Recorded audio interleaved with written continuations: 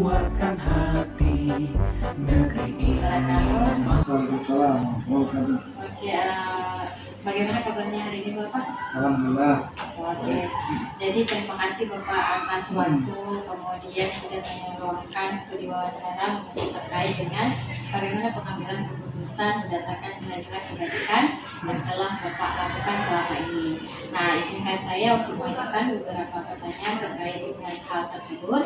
Nah, untuk pertanyaan yang pertama Bapak, Bapak kan sudah menyebut, kalau boleh tahu berapa lama Bapak di sekolah SMA Negeri 1 Langsa?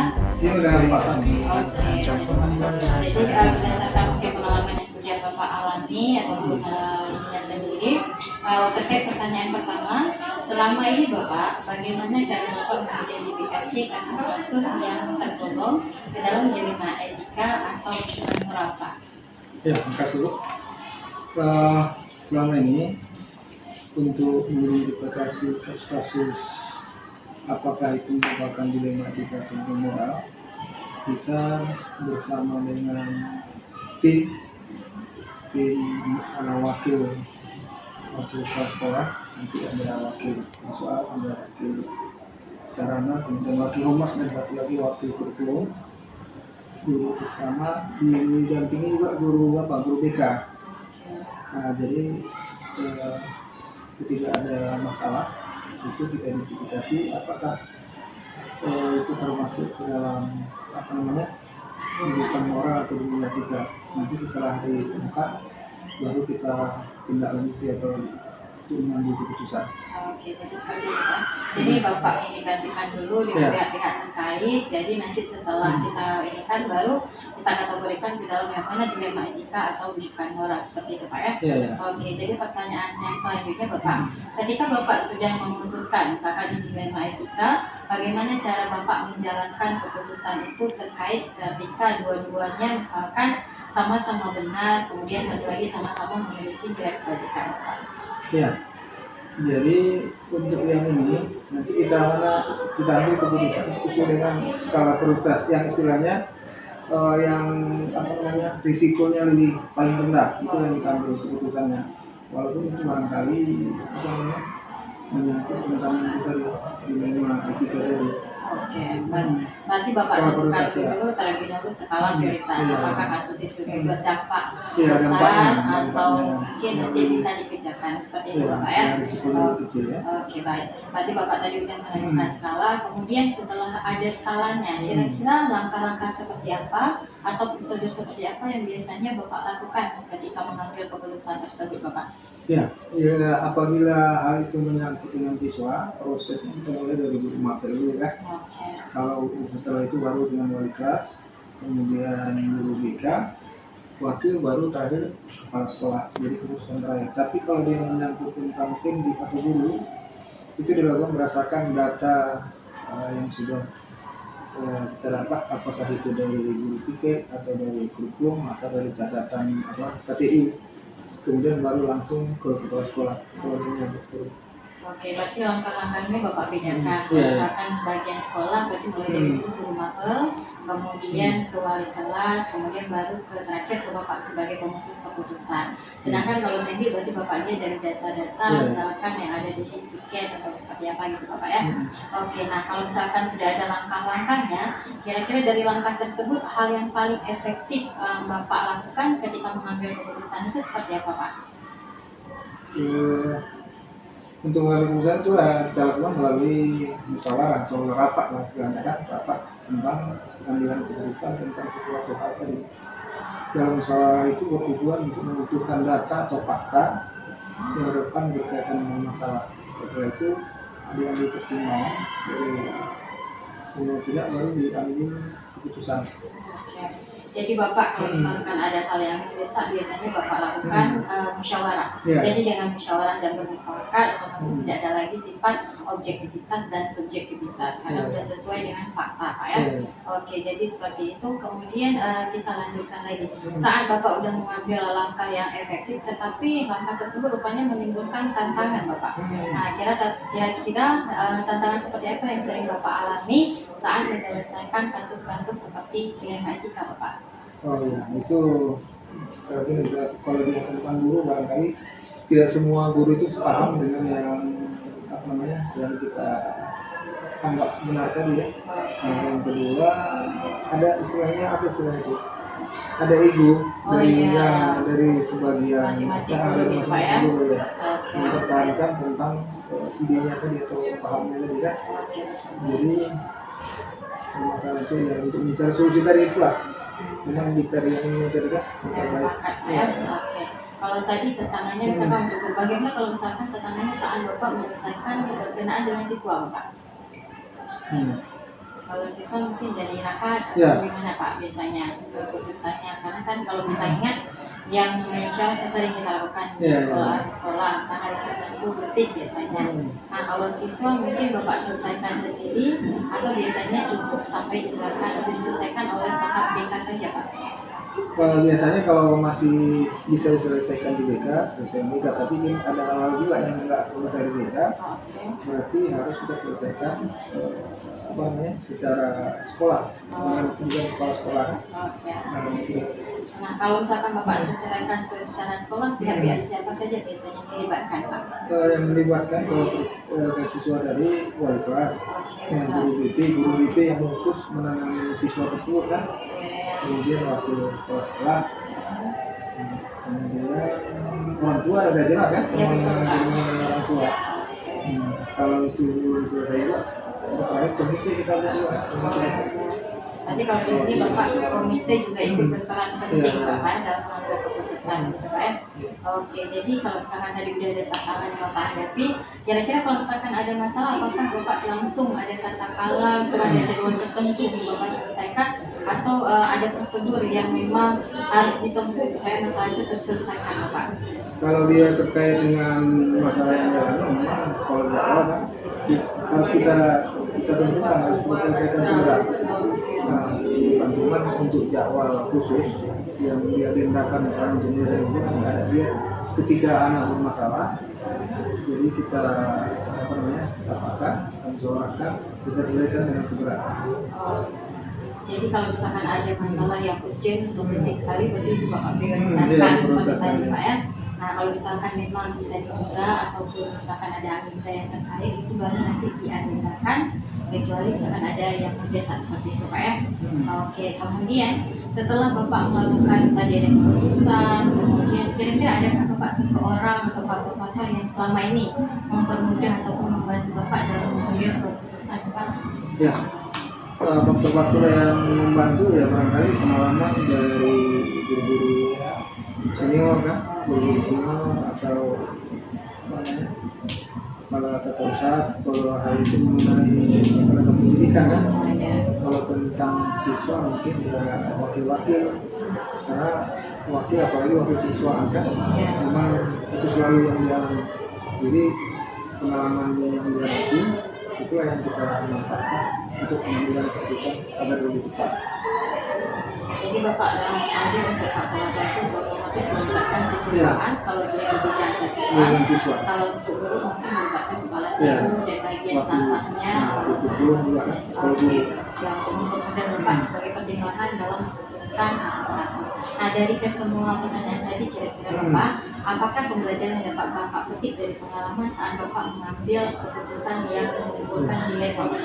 Ya pengalaman itu ya untuk menyelesaikan masalah itu barangkali kita selesaikan dengan musyawarah. Musyawarah itu dapat menyelesaikan segalanya.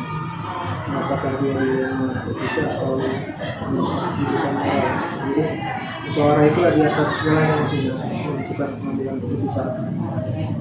Jadi dengan musyawarah kita mengambil mufakat sehingga dapat meminimalkan yang namanya kerugian bagi pihak tertentu dan tidak berat sebelah pastinya biasanya Pak ya.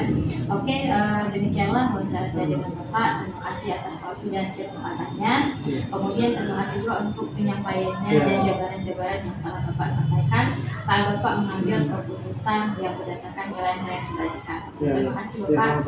Saya akhiri, assalamualaikum warahmatullahi wabarakatuh. Waalaikumsalam warahmatullahi wabarakatuh. Oke, terima kasih banyak Pak.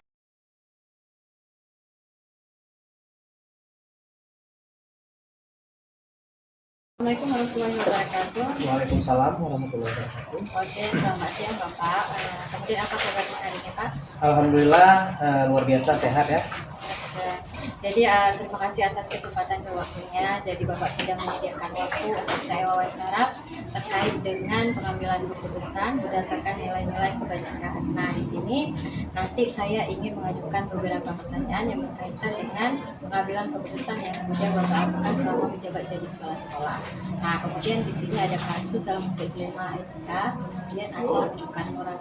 Mungkin Bapak sudah mengalami sendiri ada beberapa kasus yang menyebabkan dilema etika ataupun rujukan moral. Nah, yang ini saya tanyakan yang pertama itu adalah bagaimana cara Bapak mengidentifikasi kasus-kasus yang digabungkan ke dalam dilema etika atau rujukan moral. Oke, yang pertama kita lihat dulu kedalaman kasusnya ya. Dalam kedalaman kasusnya sepertinya misalnya contoh-contoh memang kasus yang di luar batas. Dalam arti kata yang memang sangat melanggar etik dan moral misalnya. Atau kelasnya yang sedikit lebih ringan. Dalam arti kata ya belum terlalu kelewatan bahasanya ya, belum extraordinary lah. Maka dari itu kita sebagai kepala sekolah, sebagai seorang pemimpin, kita harus bisa melihat dari helikopter view ya, jadi melihat itu dari atas supaya kita bisa melihat segala perspektif yang ada. Karena kalau setiap masalah itu pasti perspektifnya berbeda-beda. Contoh dari guru, dia mempunyai perspektif sendiri dari kacamata seorang guru. Terus kalau dari murid, dia punya perspektif sendiri dari kacamata dia. Berikutnya wali murid juga punya perspektif sendiri. Maka dari itu sebagai seorang pemimpin kita harus melihat dari atas, dari helikopter ya, dari helikopter. Jadi kita bisa melihat keseluruhan permasalahan, mendiagnosa masalah-masalah ini seperti apa ya. Apabila memang yang sangat-sangat extraordinary, sorry to say, kita memang harus mengambil keputusan yang mutlak dan absolut ya kan. Tapi kalau memang masih dalam pertimbangan, kita lihat juga track record anak ini, bagaimana track record selama dia sekolah, habis itu input-input, insight-insight dari guru-guru yang lain juga seperti apa. Pastinya ada pertimbangan-pertimbangan. Kenapa? Karena di sekolah penggerak yang menggunakan kurikulum merdeka ini, inti dari permasalahan tersebut bukanlah ya membuat siswa itu pintar dan sebrilian mungkin, bukan. Tapi adalah poin-poin pendidikan Pancasilanya ini yang harus sampai ya, dimana kita kan ada pelajar berdiferensiasi ya, habis itu ada emosional segala macam, itu menjadi pertimbangan kita. Karena apapun cerita, dinamika anak-anak itu memang berbeda-beda ya, kita nggak bisa memukul rata anak-anak itu harus seragam semua, nggak bisa. Dinamika kita sebagai guru, apalagi di tingkat sekolah menengah atas, pasti lebih bervariasi dan lebih berdiferensiasi. Maka dari itu kita sebagai seorang guru harus lebih bijak dan bijaksana, terlebih sebagai seorang pemimpin. Jadi jangan ujuk-ujuk ambil keputusan tanpa melihat dari segala sudut pandang. Ya, kalau saya seperti itu, kita lihat kedalaman kasusnya seperti apa. Dan pasti input-input atau insight-insight dari kawan-kawan, dari guru-guru, terlebih yang sering masuk anak tersebut atau kasus tersebut, kita bisa melihatnya gitu. Jadi itulah intinya dari sekolah penggerak itu, bukan menjadikan anak yang sangat-sangat brilian, enggak, tapi bisa pendidikan pelajar Pancasilanya ini memang betul-betul sampai gitu, sesuai dengan nilai-nilai luhur yang ada di sekolah penggerak di kurikulum merdeka itu bisa terlaksana semuanya. Mungkin itu dari saya. Oke, jadi kalau yang dari Bapak tadi sampaikan bahwa kalau kita mengidentifikasi harus memakai helikopter view, Pak ya. Oke, kemudian nanti tuntutannya supaya bukan siswa brilian, tetapi yang mereka memiliki karakter pelajar Pancasila. Oke, begitu Pak ya. Nah, kalau misalkan tadi udah ada penjabaran bagaimana cara Bapak identifikasi, kemudian saat menjalankan keputusan sekolah, adakah misalkan yang kasusnya dua-duanya itu sebenarnya kepentingannya sama, berdua-duanya misalkan sama benar, kemudian ada yang sama-sama salah tetapi mengandung nilai kebijakan. Kira-kira Bapak menghadapi kasus-kasus seperti itu, kira-kira Pak? Ya, tentu saja untuk di tingkat SMA ini kan memang bervariasi ya kasusnya, kasus yang sangat-sangat bervariasi, dimana di usia anak tingkat SMA 15 sampai 17 bahkan 18 ini kan memang sesuai dengan usia biologisnya. Kita sebagai seorang guru juga harus bisa melihat dari sudut pandang siswa Maka dari itu saya bilang jika kita melihat dari atas dari helikopter, maka kita bisa melihat masalah-masalah ini, terutama dalam kebajikan-kebajikan yang ada. Seperti contoh misalnya, terkadang masalahnya tidak terlalu besar, ya, tapi karena memang isunya diperbesar, ya, bahasanya digoreng, maka ini akan semakin membesar. Maka itu kita sebagai pengambil keputusan terakhir, ya, karena di sekolah itu kan gini ya Bu ya. Pertama itu kalau ada kasus di anak-anak, ada masalah di anak-anak, itu kan biasanya anak-anak lapornya ke wali kelas dulu, minimal ke wali kelas atau guru yang akrab sama anak-anak tersebut. Baru sampailah ke BK, kan demikian ya, ke bimbingan konseling. Setelah tidak bisa dilanjutkan ke bimbingan konseling atau ibaratnya udah stuck lah, ya, baru lanjut ke kurikulum, ke kesiswaan. Sampai ke kesiswaan, sampai start juga tidak bisa atau tidak bisa lanjut, baru jatuh ke kepala sekolah. Biasanya saya memperlakukan seperti itu. Jadi kalau bisa diademkan sampai di BK saja, saya rasa udah oke. Ya, karena tujuan guru BK kan seperti itu. Tapi kalau memang berlanjut harus sampai ke kepala sekolah, maka keputusannya kan harus sudah final. Dalam arti kata, keputusan final untuk yang negatif apa untuk yang positif. Nah, sekali lagi saya tekankan, untuk di usia anak pubertas, kita sebagai pemimpin itu harus berhati-hati mengambil keputusan. Kenapa? Karena mereka masih sedang masa puber. Biasanya, ya, kalau itu mempengaruhi ke psikologinya, ya, mempengaruhi ke mental health-nya. Jadi kita juga harus paham ke situ. Tapi kalau memang kasusnya yang sudah extraordinary, misalnya drugs, narkoba, ya, habis itu mungkin sampai ke sexual harassment, ya berarti kita harus lanjut ke tingkat lebih atas. Jadi kita harus klasifikasi dulu nih, kasusnya itu seperti apa. Berarti tadi Bapak udah menyampaikan langkah-langkah yang mungkin Bapak tempuh, mulai dari tingkat rendah sampai nanti tingkatnya berurutan atau sistematis. Kemudian dari langkah-langkah tersebut yang kira-kira Bapak lakukan, yang biasanya terselesaikan dengan cepat, kemudian atau adakah yang masalah tersebut harus diselesaikan lagi oleh tingkatan lanjut setelah Bapak, kira-kira ada? Sejauh ini yang sampai ke instansi lain, ya, itu belum ada. Biasanya selesai sampai di sekolah. Belum sampai, ya insya Allah mudah-mudahan sejauh ini belum ada ya kasus sampai lari ke kepolisian, bahkan ke kejaksaan kita belum ada. Sejauh ini selama 4 tahun saya menjabat sebagai kepala sekolah, itu rata-rata kasus selesai di BK. Bahkan beberapa kasus yang cuma naik ke kesiswaan. Kepala sekolah selama kasus saya belum ada yang terlalu berat. Nah, jadi memang belum sampai kasus yang berat-berat lah.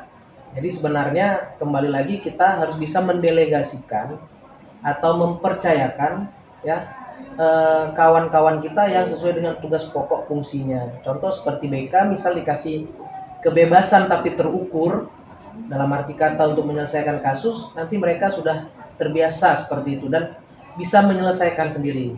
Ya, biasanya sampai BK itu kalau dipanggil orang tua udah selesai. Ya, kita harus tekankan juga Bu ya, di sekolah ini kita harus juga menekankan ke wali murid, sekolah ini bukan tempat penitipan anak. Nah, jadi orang tua harus berkontribusi, berpartisipasi untuk dalam kemajuan dan juga masa depan anaknya. Jadi nggak bisa diserahkan saja sama sekolah. Nah, itu yang kita tekankan di sini. Maka wali kelas itu biasanya di SMA Muhammadiyah kita anak-anak itu wali murid dan wali kelas itu biasanya akrab.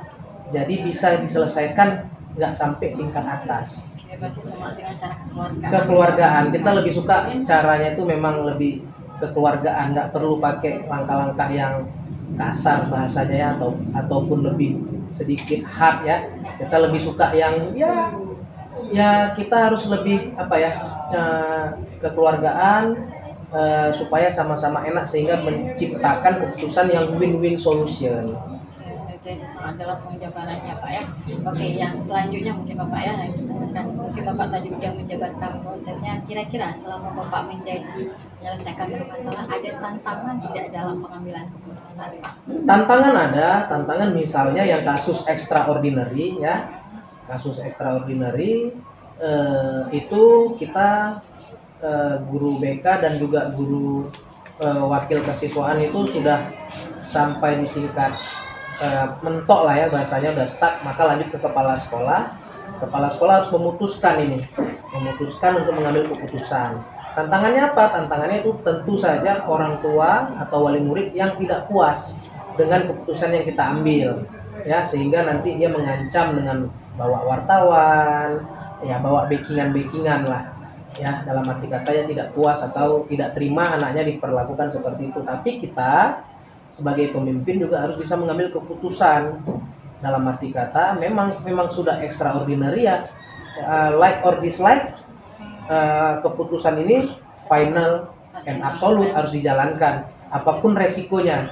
Tujuannya apa? Tujuannya sebagai pembelajaran bagi teman-teman yang lain atau adik-adik lettingnya, supaya jangan berlaku lagi atau berbuat seperti hal tersebut gitu. Tapi kalau sudah sampai extraordinary kita masih masih ngeper ataupun masih ngaret lah ya, itu nanti anak-anak atau siswa yang lain itu menganggap ini hal yang sepele gitu loh. Nanti selamatnya itu nanti bisa diselesaikan lah itu.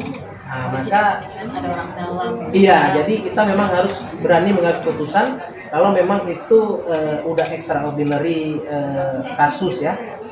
Mungkin itu sih. Kita makanya bisa diselesaikan dengan baik Pak ya.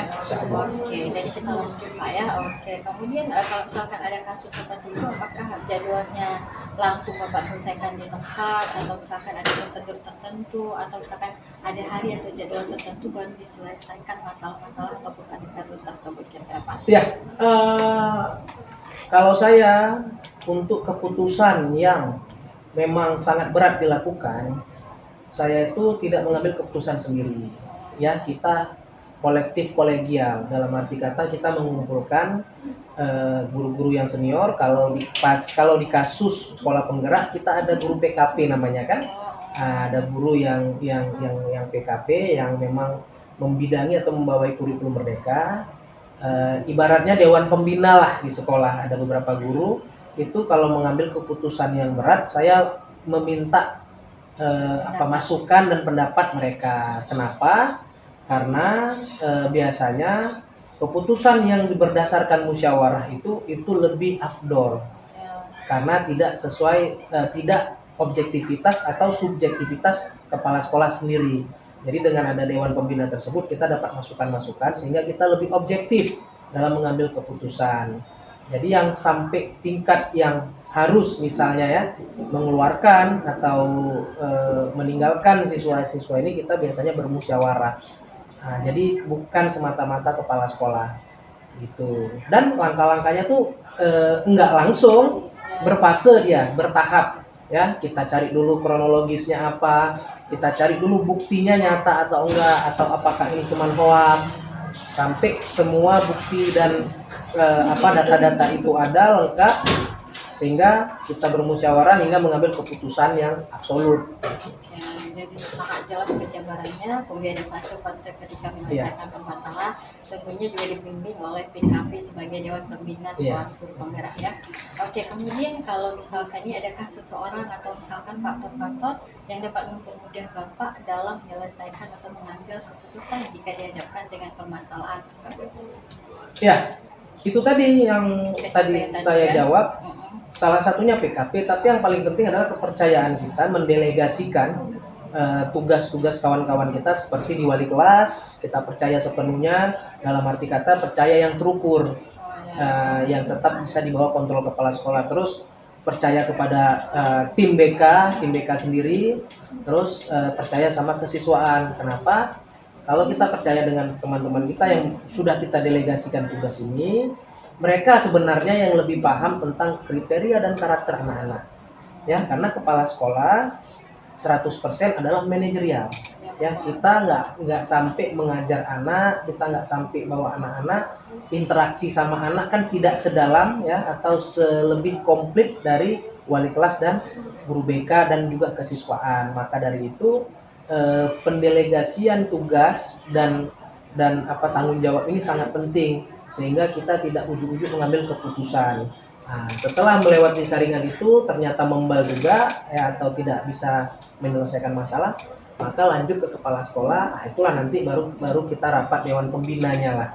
Nah, sehingga dapat masukan dari mana-mana. Karena menurut saya kolektif kolegial itu paling benar untuk mengambil sebuah keputusan, terutama keputusan-keputusan itu yang bisa dibilang ekstrim lah ya, ekstrim. Jadi yang namanya adanya Dewan PKP, kemudian adanya kerjasama atau kolaborasi antara guru itu akan membantu dalam proses pengambilan keputusan. Sangat membantu. Oke, dari tadi pertanyaan yang sudah saya tanyakan, kira-kira mungkin adakah pembelajaran yang Bapak yang dapat dipakai saat mengambil keputusan? Ya. Intinya adalah sebagai sebagai pimpinan kita harus bisa melihat dari berbagai macam perspektif ya. Ini mungkin biasanya yang pemimpin lain mungkin tidak melihat seperti itu. Kalau saya tetap harus melihat secara runut dan jauh ya, sehingga kita bisa bekerja sama dengan kawan-kawan ya, terutama kalau dalam tema ini yang paling bisa kita yang sangat membantu itu adalah peran dari guru BK sendiri. Peran dari guru BK terutama membimbing konseling ini sangat membantu kita dalam menyelesaikan masalah atau bekerja ya, karena apapun ceritanya peran BK ini sangat urgent dalam arti kata, karena memang membimbing anak-anak ya terkait masalah-masalah anak-anak zaman sekarang. Maka dari itu kerjasama kita, habis itu peran kita sebagai kepala sekolah menjaga, membimbing dan bekerja sama dengan kawan-kawan, terutama di guru BK, itu sangat efektif dalam menjalankan tugas. Terima kasih Pak atas jawaban, kemudian atas waktunya juga sudah bersedia meluangkan untuk menjawab beberapa pertanyaan terkait dengan pengambilan keputusan. Nah, demikianlah wawancara saya dengan Bapak Rafli dari SMA Muhammadiyah. Oke, terima kasih banyak Pak. Saya akhiri. Assalamualaikum warahmatullahi wabarakatuh. Waalaikumsalam warahmatullahi wabarakatuh. Variasi ya kasusnya, kasus yang sangat-sangat bervariasi, dimana di usia anak tingkat SMA 15 sampai 17 bahkan 18 ini kan memang sesuai dengan usia biologisnya. Kita sebagai seorang guru juga harus bisa melihat dari sudut pandang siswa. Maka dari itu saya bilang jika kita melihat dari atas dari helikopter, maka kita bisa melihat masalah-masalah ini, terutama dalam kebajikan-kebajikan yang ada. Seperti contoh misalnya terkadang masalahnya tidak terlalu besar ya, tapi karena memang isunya diperbesar ya, bahasanya digoreng, maka ini akan semakin membesar. Maka itu kita sebagai pengambil keputusan terakhir ya, karena di sekolah itu kan gini ya Bu ya, pertama itu kalau ada kasus di anak-anak, ada masalah di anak-anak, itu kan biasanya anak lapornya ke wali kelas dulu, minimal ke wali kelas atau guru yang akrab sama anak-anak tersebut, baru sampailah ke BK, kan demikian ya, ke bimbingan konseling. Setelah tidak bisa dilanjutkan ke bimbingan konseling atau ibaratnya udah stuck lah ya, baru lanjut ke kurikulum, ke kesiswaan. Sampai ke kesiswaan, sampai stuck juga tidak bisa atau tidak bisa lanjut, baru jatuh ke kepala sekolah. Biasanya saya memperlakukan seperti itu. Jadi kalau bisa diademkan sampai di BK saja, saya rasa udah oke. Ya, karena tujuan guru BK kan seperti itu. Tapi kalau memang berlanjut harus sampai ke kepala sekolah, maka keputusannya kan harus sudah final. Dalam arti kata keputusan final untuk yang negatif apa untuk yang positif. Nah, sekali lagi saya tekankan, untuk di usia anak pubertas, kita sebagai pemimpin itu harus berhati-hati mengambil keputusan. Kenapa? Karena mereka masih sedang masa puber. Biasanya ya, kalau itu mempengaruhi ke psikologinya, ya, mempengaruhi ke mental health-nya. Jadi kita juga harus paham ke situ. Tapi kalau memang kasusnya yang sudah extraordinary, misalnya drugs, narkoba, ya habis itu mungkin sampai ke sexual harassment, berarti kita harus lanjut ke tingkat lebih atas. Jadi kita harus klasifikasi dulu nih, kasusnya itu seperti apa. Berarti tadi ada Bapak udah menyampaikan langkah-langkah yang mungkin Bapak tempuh mulai dari tingkat rendah sampai nanti tingkatnya berurutan atau sistematis. Kemudian dari langkah-langkah tersebut yang kira-kira Bapak lakukan yang biasanya terselesaikan dengan cepat, kemudian atau adakah yang masalah tersebut harus diselesaikan lagi oleh tingkatan lanjut setelah Bapak, kira-kira ada? Sejauh ini yang sampai ke instansi lain ya, itu belum ada. Biasanya selesai sampai di sekolah. Belum sampai ya insya Allah mudah-mudahan sejauh ini belum ada ya kasus sampai lari ke kepolisian bahkan ke kejaksaan, kita belum ada. Sejauh ini selama 4 tahun saya menjabat sebagai kepala sekolah, itu rata-rata kasus selesai di BK. Bahkan beberapa kasus yang cuma naik ke kesiswaan. Kepala sekolah selama kasus saya belum ada yang terlalu berat. Nah, jadi memang belum sampai kasus yang berat-berat lah. Jadi sebenarnya kembali lagi kita harus bisa mendelegasikan atau mempercayakan ya kawan-kawan kita yang sesuai dengan tugas pokok fungsinya. Contoh seperti BK, misal dikasih kebebasan tapi terukur dalam arti kata untuk menyelesaikan kasus, nanti mereka sudah terbiasa seperti itu dan bisa menyelesaikan sendiri. Ya, biasanya sampai BK itu kalau dipanggil orang tua udah selesai. Ya, kita harus tekankan juga Bu ya, di sekolah ini kita harus juga menekankan ke wali murid, sekolah ini bukan tempat penitipan anak. Oh iya, jelas. Nah, jadi orang tua harus berkontribusi, berpartisipasi untuk dalam kemajuan dan juga masa depan anaknya. Jadi nggak bisa diserahkan saja sama sekolah. Nah, itu yang kita tekankan di sini. Maka wali kelas itu biasanya di SMA Muhammadiyah kita anak-anak itu wali murid dan wali kelas itu biasanya akrab. Jadi bisa diselesaikan nggak sampai tingkat atas. Berarti cuma dengan cara kekeluargaan. Kekeluargaan. Kita lebih suka caranya itu memang lebih kekeluargaan, nggak perlu pakai langkah-langkah yang kasar bahasanya ataupun lebih sedikit hard ya. Kita lebih suka yang ya kita harus lebih kekeluargaan supaya sama-sama enak sehingga menciptakan keputusan yang win-win solution. Jadi sangat jelas penjabarannya Pak ya. Oke, yang selanjutnya mungkin Bapak ya yang kita akan, mungkin Bapak tadi udah menjabarkan prosesnya. Kira-kira selama Bapak menjadi menyelesaikan masalah, ada tantangan tidak dalam pengambilan keputusan Pak? Tantangan ada, tantangan misalnya yang kasus extraordinary ya.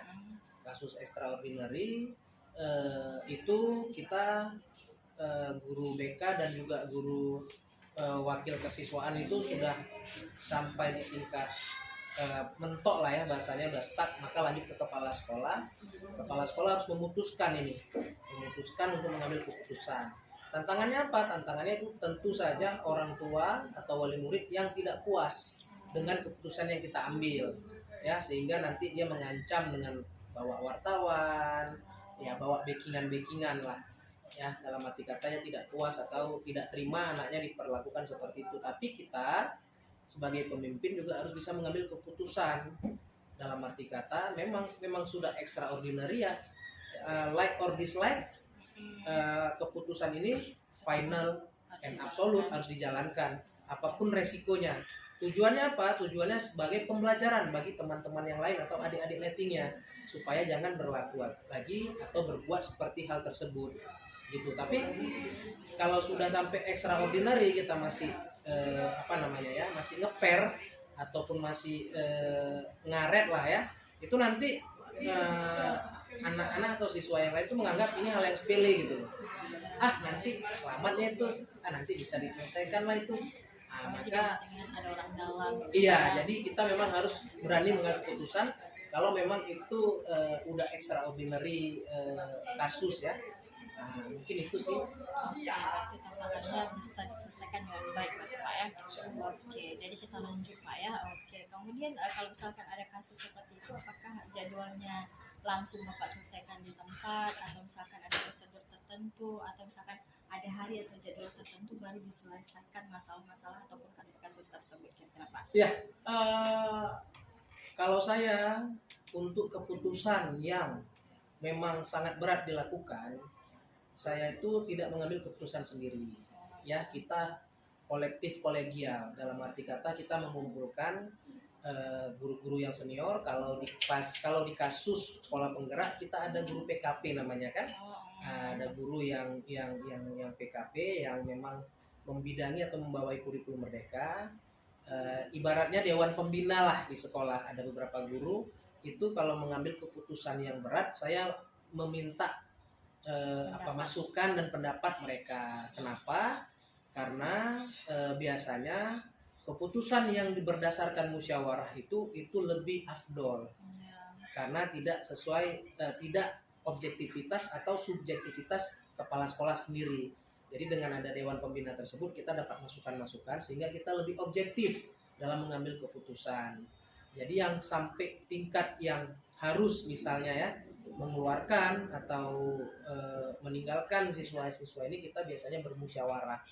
Nah, jadi bukan semata-mata kepala sekolah gitu. Dan langkah-langkahnya tuh enggak langsung, berfase dia, bertahap ya. Kita cari dulu kronologisnya apa, kita cari dulu buktinya nyata atau enggak, atau apakah ini cuma hoax, sampai semua bukti dan data-data itu ada lengkap sehingga kita bermusyawarah hingga mengambil keputusan yang absolut.